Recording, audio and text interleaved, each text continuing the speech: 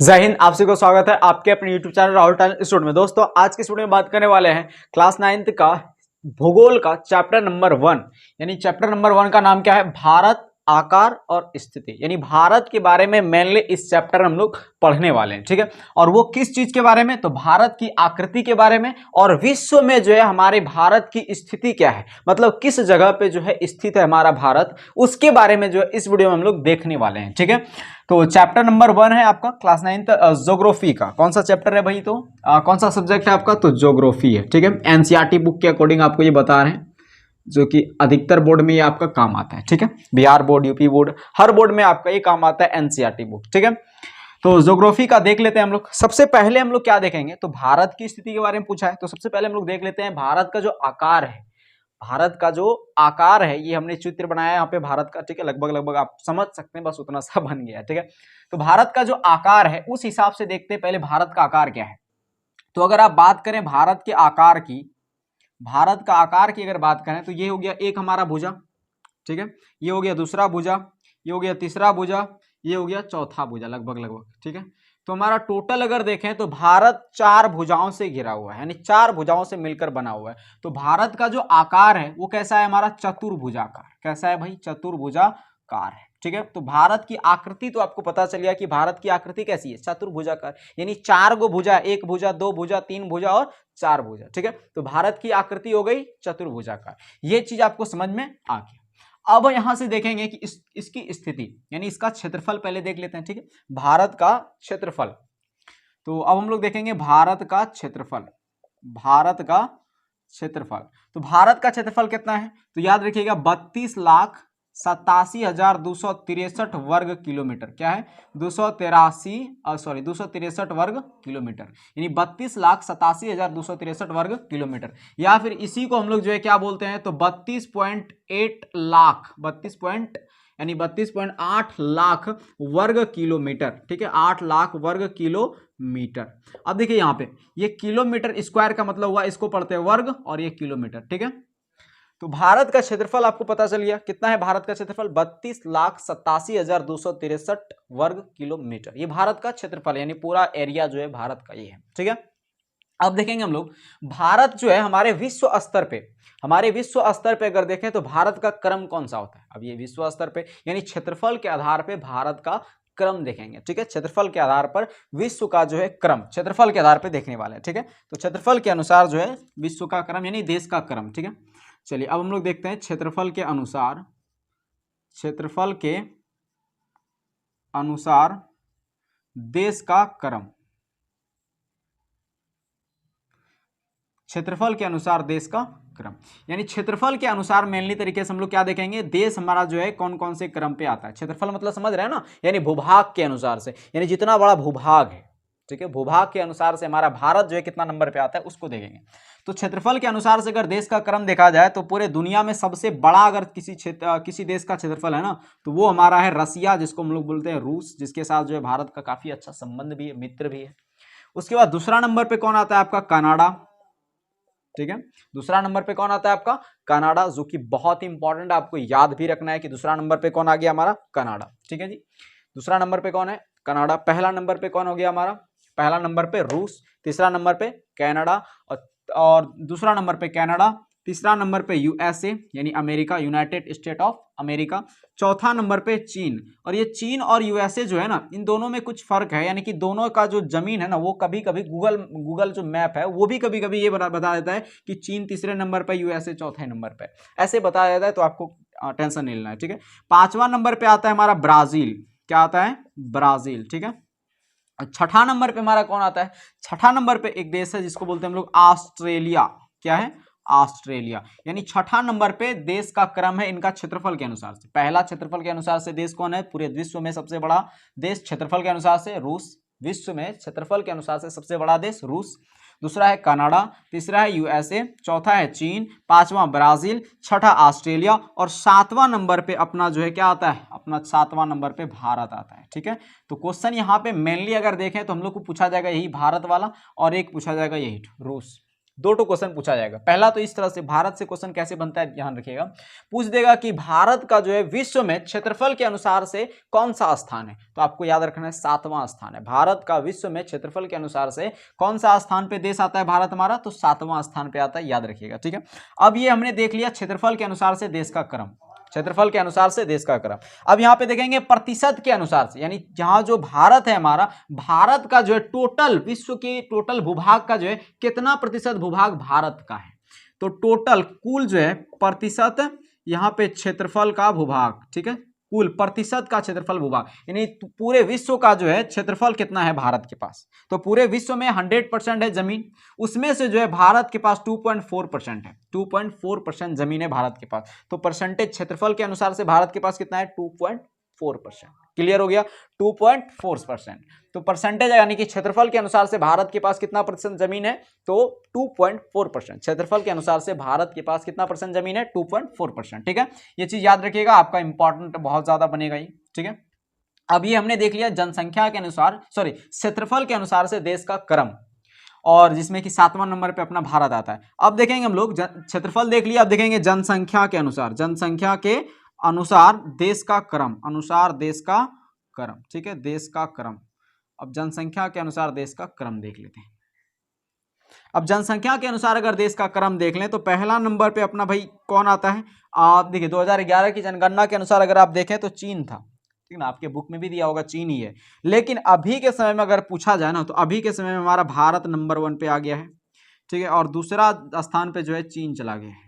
ठीक, तो दो को ही आपको याद रखना है, अगर आप चाहें तो चीन को भी याद ना रखें, आप बेशक जो है भारत को ही याद रख सकते हैं। ठीक है, तो याद रखिएगा कि जनसंख्या के अनुसार से देश का क्रम में जो है पहला नंबर पे भारत आता है, यानी जनसंख्या में विश्व में जो है पहला स्थान किसका है, कौन से देश का है, तो भारत का है, यानी सबसे ज्यादा जनसंख्या भारत में है।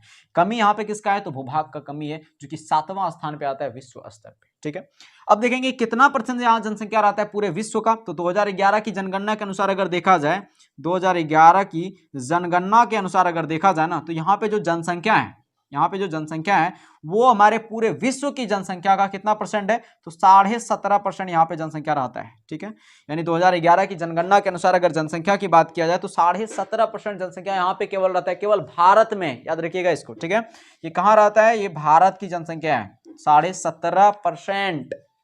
ठीक है, पूछा जाएगा कि भारत की जो है जनसंख्या कितनी है, भारत की जनसंख्या परसेंटेज में कितनी है, तो 17.5%। आप याद रखिएगा कितना है, 17.5%। ठीक है, चलिए अगला हम लोग क्या देखेंगे, अब तो 17.5%, ये चीज तो आपको समझ में आ गया होगा। अब हम लोग क्या देखेंगे, अगला चीज समझते हैं, क्या समझेंगे अब भाई, तो यहां तक तो आपने समझ लिया होगा, अब आप जो है इसका यहां से एक स्क्रीनशॉट ले सकते हैं। ठीक है, अब देखेंगे हम लोग अगला चीज क्या देखेंगे भाई, तो हमने ये देख लिया कि भारत का जो है विश्व में अगर जनसंख्या में देखा जाए तो ये हमारा 17.5% है। ठीक है, अब देखते हैं हम लोग एक इंपॉर्टेंट टॉपिक है आपका अक्षांश और देशांतर, जो कि आपको काफी ज्यादा हेल्प करेगा ज्योग्राफी बुक को समझने में, केवल 9th में नहीं बल्कि आगे जितना भी आप पढ़ते जाएंगे, अक्षांश देशांतर आपको ज्योग्राफी में पता होनी चाहिए। तो यहां से इसका आप एक स्क्रीनशॉट तो ले लिए होंगे, मिटा देते हैं इसको। ठीक है, चलिए अब हम लोग देखेंगे अक्षांश और देशांतर। अब ये अक्षांश और देशांतर क्या होता है इसको देखेंगे हम लोग, समझेंगे। ठीक है, चलिए अक्षांश और देशांतर,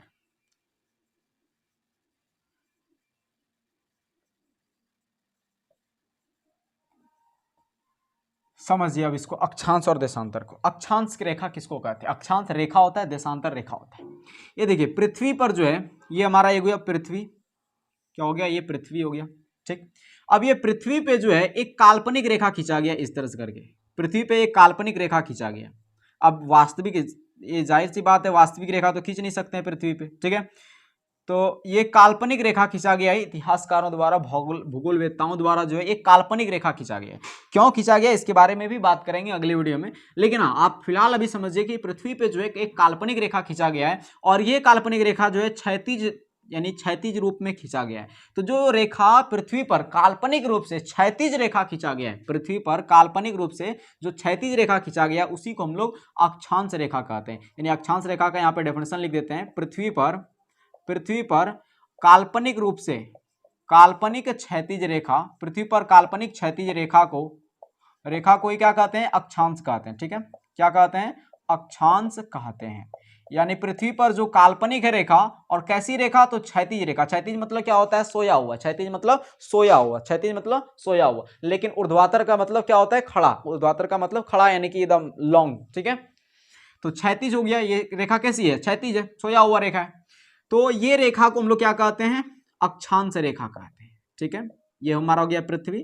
पृथ्वी पर जो है जो क्षैतिज रेखा है, जो काल्पनिक रेखा है, उसको हम लोग अक्षांश रेखा कहते हैं। अब इस अक्षांश रेखा जो टोटल संख्या है वो 180 संख्या है। कितना, मतलब समझ रहे हैं ना, पृथ्वी पे जो है जो काल्पनिक रेखा खींचा गया अक्षांश रेखा, वो टोटल 180 रेखा है। कितना है, अक्षांश रेखा की अगर बात किया जाए, टोटल 180 अक्षांश रेखा खींचा गया है पृथ्वी पे काल्पनिक, ठीक है।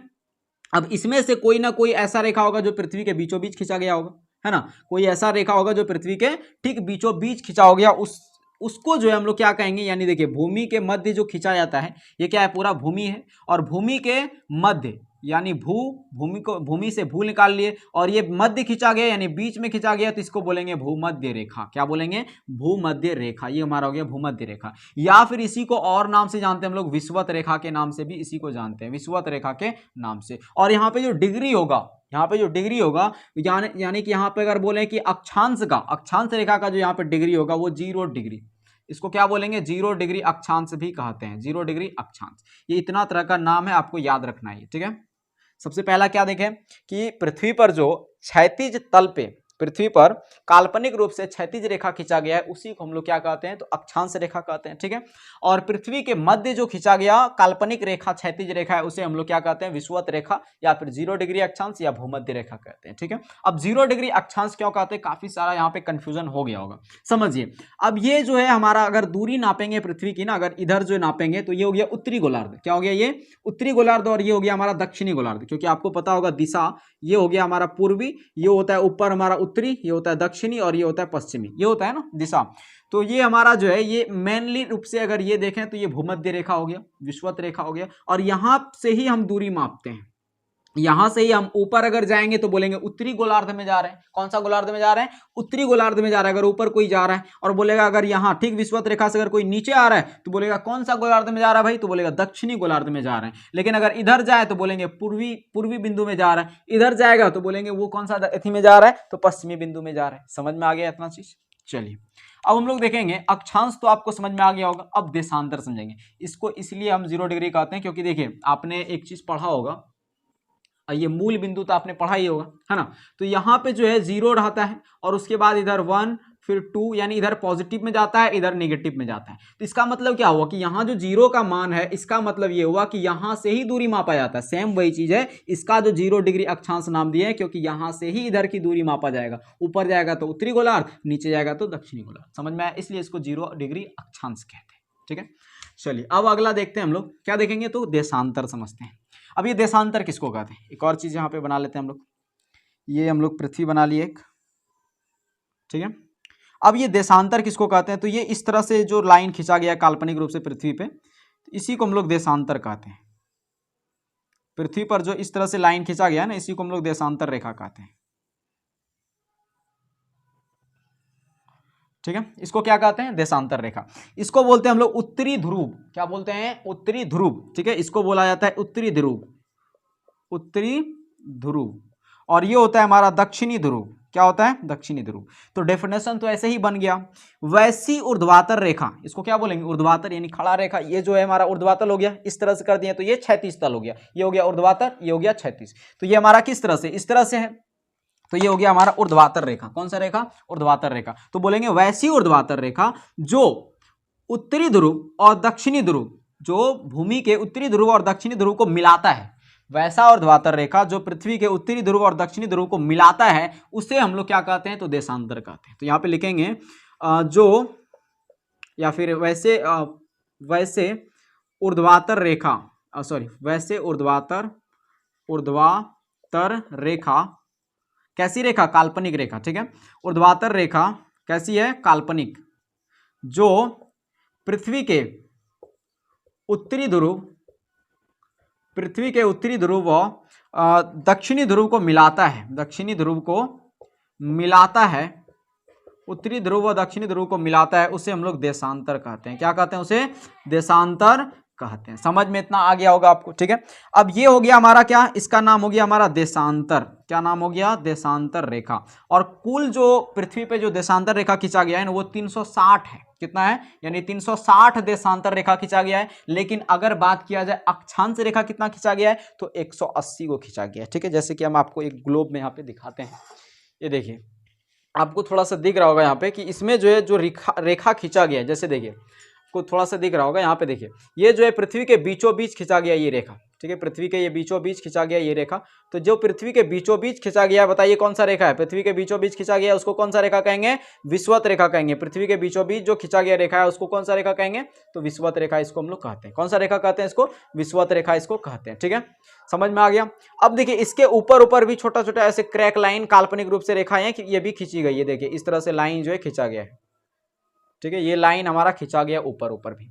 और एक और आप देखें तो ये जो ऊपर ऊपर लाइन खींचा गया, यानी इस तरह से जो लाइन खींचा गया है, तो इसको हम लोग क्या कहते हैं, क्षैतिज रेखा। यानी कि ये क्षैतिज रेखा है तो इसको हम लोग क्या कहेंगे, अक्षांश रेखा। क्या बोलेंगे इसको, अक्षांश रेखा। और ये जो है विषुवत रेखा के ऊपर वाला जो क्षेत्र है ना वो बोलेगा उत्तरी गोलार्ध, और नीचे वाला क्षेत्र है उसको बोलेंगे दक्षिणी गोलार्ध। क्या बोलेंगे, दक्षिणी गोलार्ध।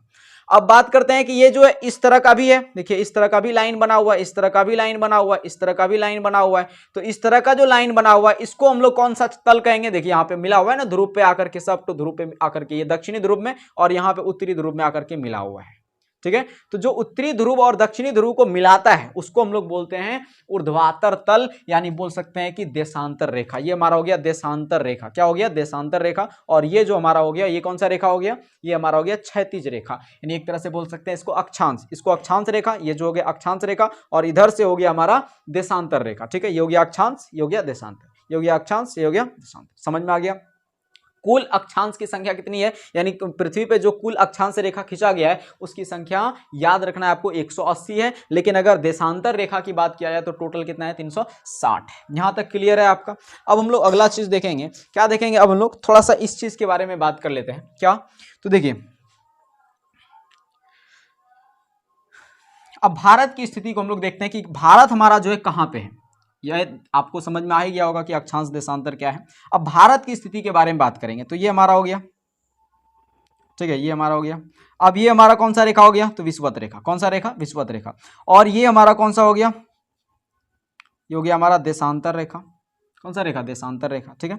अब ये देशांतर रेखा और विषुवत रेखा के ठीक यहां पे हमारा भारत उपस्थित है। कहां पे, यहां पे हमारा ठीक भारत उपस्थित है, ठीक है। यहां पे हमारा भारत उपस्थित है। और ये कहां पे है, तो आप कहेंगे इसके ऊपर जो है उत्तरी गोलार्ध, यानी उत्तरी गोलार्ध में है ना भारत, भारत उत्तरी गोलार्ध में, तो बोलेंगे उत्तरी गोलार्ध में भारत है। कहां है, उत्तरी गोलार्ध में हमारा भारत है, ठीक है। हमारा भारत कहां उपस्थित है, उत्तरी गोलार्ध में, ठीक है, उत्तरी गोलार्ध में है। और यहां पे देखिए ये हो गया दक्षिणी, ये हो गया पूर्वी और ये हो गया पश्चिमी। तो बताइए और किस इस दिशा में है, पूर्वी में भी है, पूर्वी गोलार्ध में है, ठीक है, उत्तरी और पूर्वी। और अगर एक साथ इसको कहें तो क्या बोलेंगे, उत्तर पूर्वी गोलार्ध। क्या बोलेंगे, उत्तर पूर्वी गोलार्ध, ठीक है। उत्तर पूर्वी गोलार्ध में हमारा भारत स्थित है। नहीं तो आप यहां से भी इसकी स्थिति जान सकते हैं कि भारत की स्थिति रियल में कहां है, ठीक है। देखिए अब आप देखिए ये हमारा क्या हो गया, विषुवत रेखा, जो कि आपको दिख रहा है। ये हमारा क्या हो गया, विषुवत रेखा, ठीक है। ये हमारा हो गया विषुवत रेखा जो कि आपको दिख रहा है, ये देखिए ये हमारा हो गया विषुवत रेखा, ठीक है। अब ये विषुवत रेखा के उत्तरी गोलार्ध में देखिए हमारा भारत की स्थिति यहाँ पे है, ठीक है, आपको दिख रहा होगा, ये देखिए भारत की स्थिति, ठीक है। ये देखिए भारत की स्थिति कहाँ है, ये विषुवत रेखा के ठीक उत्तरी गोलार्ध में। और उत्तरी गोलार्ध के कौन सी दिशा में है, तो हमारा हो गया पूर्वी दिशा में, ठीक है। यहां तक आपका क्लियर हो गया होगा। अब हम लोग देखेंगे क्या कि ये जो भारत है, ये जो भारत है विश्व स्तर पे अगर देखें तो भारत जो है कोई ना कोई रेखा को टच कर रहा होगा। समझ रहे हैं कि नहीं, जैसे देखिए आपको पता होगा इस तरह से कितना रेखा खींचा गया है, इस तरह से 180 रेखा खींचा गया है। तो 180 रेखा जो खींचा गया उसमें से जो अंतिम बिंदु होगा भारत का, ये जो दक्षिणतम बिंदु है ये कहीं ना कहीं टच कर रहा होगा। ये जो हमारा पूर्वी बिंदु है, या सॉरी ये जो हमारा पश्चिमी बिंदु है ये भी कहीं ना कहीं टच कर रहा होगा, कि नहीं, ये भी हमारा कहीं ना कहीं टच कर रहा होगा, ये भी हमारा कहीं ना कहीं टच कर रहा होगा। तो अब इसके बारे में हम लोग थोड़ा सा जान लेते हैं कि ये जो रेखा टच कर रहा है कौन कौन सा रेखा टच कर रहा है, कहां कहां से टच कर रहा है, ठीक है। फिर देखेंगे यहाँ पे एक और क्षेत्र है हमारा, एक और राज्य किसका, तो भारत का एक और राज्य है जिसको बोलते हैं अंडमान निकोबार। क्या बोलते हैं, अंडमान निकोबार, ठीक है, अंडमान निकोबार। अब ये अंडमान निकोबार जो है कहाँ है हमारा, सबसे भारत का सबसे दक्षिणतम बिंदु कहलाता है हमारा अंडमान निकोबार। और यहाँ पे जो है ना एक प्रांत है उसको बोलते हैं इंदिरा पॉइंट। क्या बोलते हैं उसको, इंदिरा पॉइंट। इंदिरा पॉइंट उसको बोलते हैं, क्या बोलते हैं इसको, इंदिरा पॉइंट, यानी सबसे दक्षिणतम बिंदु। याद रखिएगा इसको, भारत का सबसे दक्षिणतम बिंदु कौन है, यहां पे इसको पॉइंट में लिखिएगा। सबसे दक्षिणतम बिंदु की अगर बात आए, सबसे दक्षिणतम बिंदु, तो भारत का सबसे दक्षिणतम बिंदु कौन सा है, हमारा अंडमान निकोबार यानी इंदिरा पॉइंट। इंदिरा पॉइंट, ठीक है, भारत का सबसे दक्षिणतम बिंदु इंदिरा पॉइंट। कहां पे ये, अंडमान निकोबार, ठीक है। अब अगर बात करें कि ये तो सबसे दक्षिणतम बिंदु हो गया, लेकिन मुख्य दक्षिणतम बिंदु कौन है, तो मुख्य दक्षिणतम बिंदु हमारा है ये कन्याकुमारी। क्या है, कन्याकुमारी, ठीक है। यहाँ पे एक जगह है हमारा सबसे नीचे स्थल में जो है कन्याकुमारी। क्या नाम है, कन्याकुमारी, ठीक है। तो अगर बात करें दक्षिणतम बिंदु का, भारत का दक्षिणतम बिंदु, मुख्य दक्षिणतम बिंदु, कौन सा बिंदु, मुख्य दक्षिणतम बिंदु, मुख्य दक्षिणतम बिंदु, तो वो कौन सा है, तो ये है कन्याकुमारी। क्या नाम है इसका, कन्याकुमारी, ठीक है। ये हमारा टच कर रहा है, यानी कि यहां से जो हमारा अक्षांश रेखा जो पार होगा, जो अक्षांश रेखा पार होगा वो कहां से पार होगा, मुख्य, भारत के मुख्य बिंदु, मुख्य दक्षिणतम बिंदु कौन सा है, कन्याकुमारी, ठीक है। कन्याकुमारी हो गया, ये हमारा कहां है, तो ये हमारा सबसे दक्षिणतम बिंदु है। तीसरा अगला देखते हैं हम लोग, पूर्वी।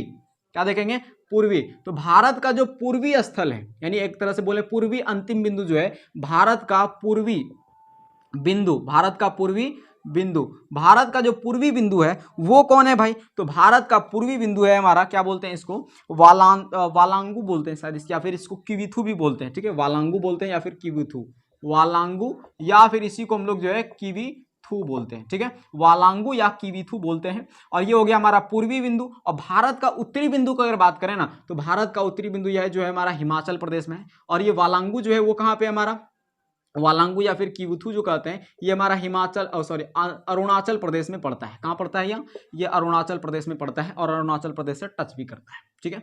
उसके बाद देखेंगे हम लोग उत्तरी बिंदु, तो ये हमारा लद्दाख में पड़ता है, जिसको हम लोग बोलते हैं इंदिरा कौल। क्या बोलते हैं इसको, इंदिरा कौल। उत्तरी बिंदु, भारत का उत्तरी बिंदु कौन सा है, तो इंदिरा कौल, इंदिरा कौल, ठीक है। इंदिरा कौल कहाँ पड़ता है, ये लद्दाख में पड़ता है, ठीक है। भारत का सबसे उत्तरा भाग है।